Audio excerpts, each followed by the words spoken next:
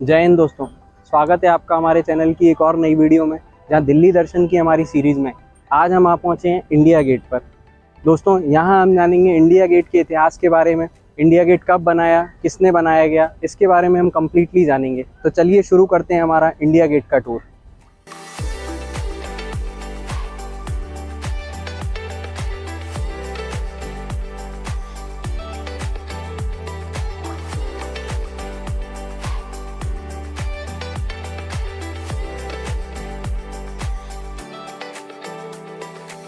दोस्तों बात करें इंडिया गेट की हाइट की, तो इंडिया गेट की हाइट 42 मीटर है।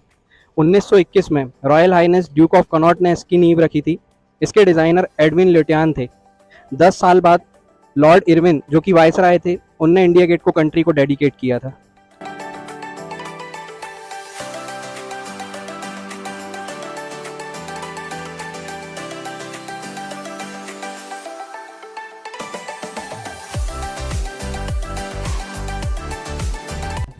दोस्तों इंडिया गेट उन 70,000 इंडियन सोल्जर्स की मेमोरी में बनाया गया था जिन्होंने फर्स्ट वर्ल्ड वॉर में ब्रिटिश आर्मी की लड़ते हुए अपनी जान दे दी थी और शहीद हो गए थे।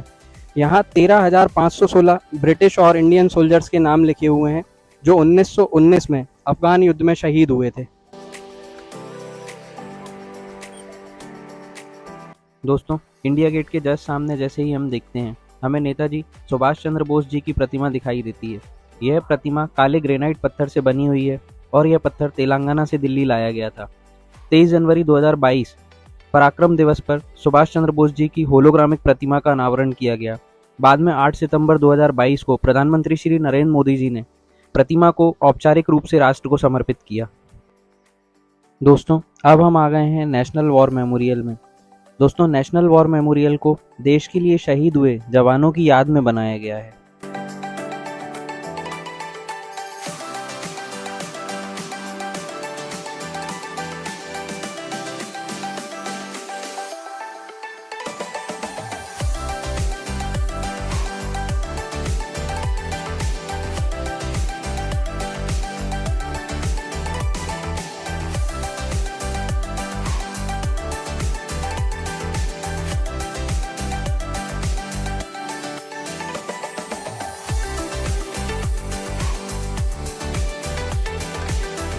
दोस्तों अभी आप मेरे सामने देख सकते हैं, ये अमर जवान ज्योति है।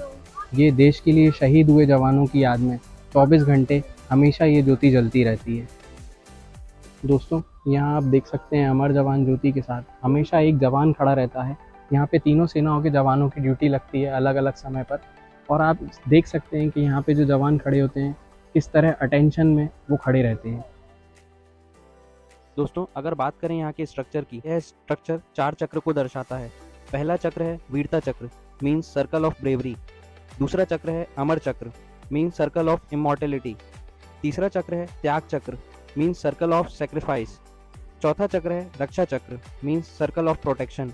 दोस्तों वॉर मेमोरियल में जैसे ही हम आगे बढ़ते हैं, यहाँ हमें भारतीय सेनाओं द्वारा लड़े गए युद्ध के इतिहास के बारे में बताया जाता है। दोस्तों अब जो आप विजुअल्स देख रहे हैं, ये लोंगेवाला बैटल के दिखाए गए हैं यहाँ पर, जहाँ 23वीं पंजाब बटालियन के कब्जे वाले लोंगावाला पोस्ट पर पाकिस्तान की आर्मी ने हमला कर दिया था और यहाँ पर इंडियन एयरफोर्स से बटालियन ने मदद मांगी थी और इंडियन एयरफोर्स ने यहाँ पर पाकिस्तान के 36 टैंक और 100 वाहनों को तबाह कर दिया था और 200 पाकिस्तानी सैनिकों को मार गिराया था। दोस्तों ये जो आप विजुअल्स देख पा रहे हैं, ये तिथवाल का बैटल है। इसमें आप देखेंगे तो 1947-1948 में हुई तिथवाल बैटल को दिखाया गया है। विजुअल्स आप देख रहे हैं, ये गंगा सागर बैटल के हैं। गंगा सागर की लड़ाई 1971 के भारत पाकिस्तान युद्ध के दौरान उस समय के पूर्वी पाकिस्तान में लड़ी गई भीषणतम लड़ाइयों में से एक थी। 14 गार्ड्स को गंगा सागर गांव में सघन मोर्चेबंदी से लैस पाकिस्तानी सैन्य चौकी को कब्जा करने का दायित्व सौंपा गया। दोस्तों यह एक असंभव सा मिशन था, जिसको भारतीय सेना ने सर्वश्रेष्ठ और प्रदर्शन के साथ इस लड़ाई को अपने पक्ष में पलट लिया। दोस्तों ये जो आप सामने देख रहे हैं, यहाँ अशोक स्तंभ के साथ भारतीय सेनाओं के लोगो दिखाए गए हैं। इनमें Indian army, Indian navy, Indian air force और इंडियन कोस्ट गार्ड के लोगो आपको सामने दिखाई दे रहे हैं।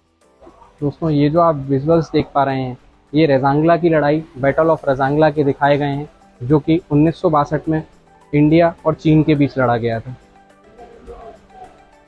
दोस्तों ये जो विजुअल्स आपको दिखाई दे रहे हैं ये ऑपरेशन मेघदूत के हैं और आप यहाँ पे डिटेल देख सकते हैं। डिटेल पूरी यहाँ पे लिखी हुई है, वो आप पॉज करके पढ़ सकते हैं।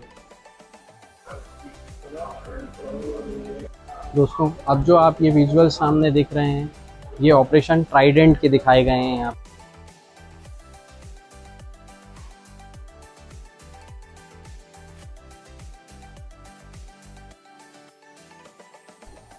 दोस्तों ये दृश्य यहाँ पे सबसे खूबसूरत हमें देखने को मिला, जहाँ आप देखेंगे सबसे आगे इंडियन नेशनल फ्लैग तिरंगा हमें दिखाई देता है, फिर इंडियन आर्मी का फ्लैग, उसके बाद इंडियन नेवी का फ्लैग और इंडियन एयरफोर्स का फ्लैग यहाँ लहराता हुआ आपको दिखेगा।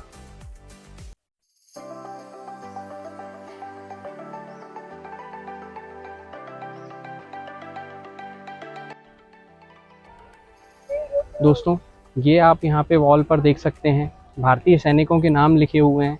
यहाँ पे जो भी भारतीय सैनिक शहीद हुए हैं, चाहे वो किसी भी सेना से हो, इंडियन आर्मी से हो, इंडियन नेवी से हो या इंडियन एयरफोर्स से हैं, ये उनकी मेमोरी में डेडिकेटेड करके यहाँ पे नाम लिखे हुए हैं सभी सैनिकों के जो देश के लिए शहीद हुए।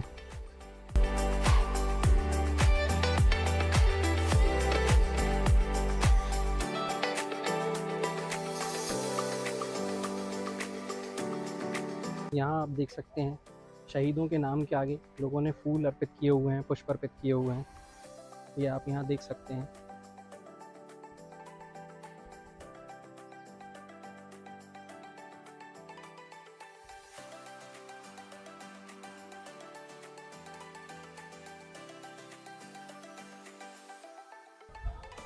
दोस्तों ये जो आप सामने विजुअल्स देख पा रहे हैं इसमें हाजीपुर बैटल को दर्शाया गया है, ये आप देख सकते हैं।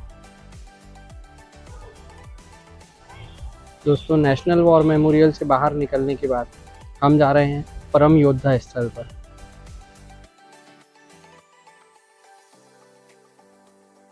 दोस्तों बात की जाए परम योद्धा स्थल की, तो परम योद्धा स्थल में देश की आज़ादी से लेकर अब तक जितने भी सैनिकों को परमवीर चक्र से नवाजा गया है उनसे जुड़ा हुआ ये लॉन है। इस लॉन में सभी परमवीर चक्र विजेताओं की मूर्तियां और उनके युद्ध से जुड़ी पूरी जानकारी दिखाई गई है। इस लॉन के बीचों बीच उल्टी राइफल और हेलमेट को स्थापित किया गया है। उसी स्मारक पर अमर जवान लिखा गया है। दोस्तों अगर बात की जाए तो यहाँ भारत के सर्वोच्च सम्मान परमवीर चक्र के कुल 21 प्राप्तकर्ताओं की प्रतिमाएं यहाँ स्थापित की गई हैं।